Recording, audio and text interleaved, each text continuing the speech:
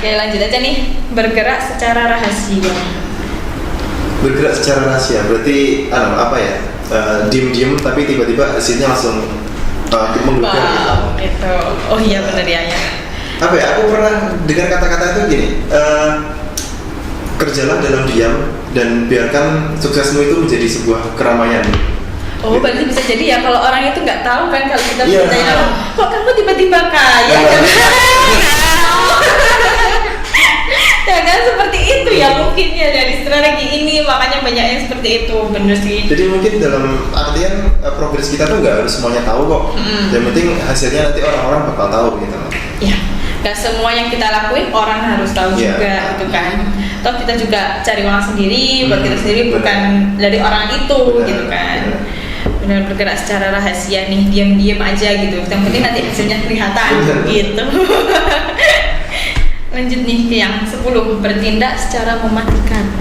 Mungkin karena kita udah menyiapkan strategi ya, kita merahasiakan seperti tadi, merahasiakan kalau udah benar-benar waktunya tepat kita melakukannya, biar gitu sih. Bergerak secara mematikan. Bergerak secara mematikan. Oh seperti itu teman-teman ternyata. Jadi kalau misalkan nih kalau ada sesuatu hal gitu yang itu mungkin bisa menjatuhkan orang lain, itu kan nggak perlu di-share dulu, kita kumpulkanlah bukti-bukti terlebih dahulu seperti itu ya. Nanti kalau emang sudah pada waktunya kita bakal mengeluarkan itu semua gitu. Jadi jangan hanya omong kosong atau apa, jadi ada buktinya gitu kan. Dan bergerak secara mematikan, ya saya tambah. Bergerak secara mematikan tuh mungkin lebih ke itu ya kita udah benar-benar siap gitu loh. Jadi ketika kita udah mulai jalan itu benar-benar langsung misal gini deh, kita jualan terus kita ada inovasi mungkin promo atau planning buat nge-blast sesuatu gitu, barang ini misal shop ini kita blast ini, kita rilis dan tiba-tiba langsung dikenal masyarakat luas, terus banyak yang suka gitu. Jadi gitu. Jadi bergerak tuh nggak harus mematikan orang lain. Maksudnya nggak memberikan surprise gitu. Tak keluarin nggak ya? Tak keluarin lah.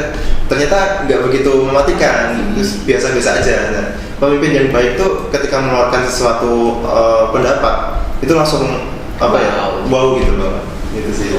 Benar, oke, itu tambah dari Mas Arjun ya teman-teman ya. Jadi bergerak secara mematikan bukan berarti mematikan mematikan lawan atau apa gitu, tapi bergerak secara mematikan itu memberikan surprise gitu kan, nantinya untuk yang kita pimpin atau yang organisasi yang adalah seperti itu. Yang terakhir ada strategi susulan. Mungkin karena kita udah melakukan strategi A, kita bukan fokus ke strategi A juga, kita harus menyiapkan juga strategi B atau mungkin C atau mungkin sampai Z.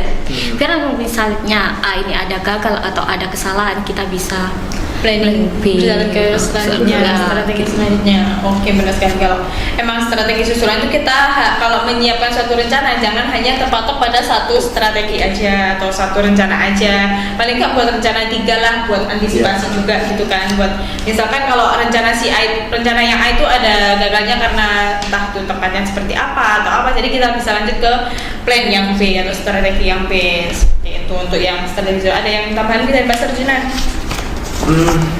Hampir sama sih, cuman ketika meskipun nggak gagal dan bahkan ketika plan A itu bagus banget, nggak berarti kita nggak harus ngeluarin plan B loh. Kita malah lebih bagus buat tambahin. Oh kayaknya ini kalau ditambahin ini bakal lebih blast lagi deh. Coba tambahin, ternyata blast lagi deh. Jadi strategi susulan itu nggak melulu harus pas gagal gitu ya. Harus bisa juga dikeluarkan juga pas lagi sukses gitu. Oke, terima kasih teman-temannya, bagus banget Mas Arjuna. Nih, selain ada strategi kan tadi juga ada tindakannya. Ada tindakan strategis nih dalam buku ini. Ini ada 5 dalam buku yang kita bahas ini. Yang pertama ada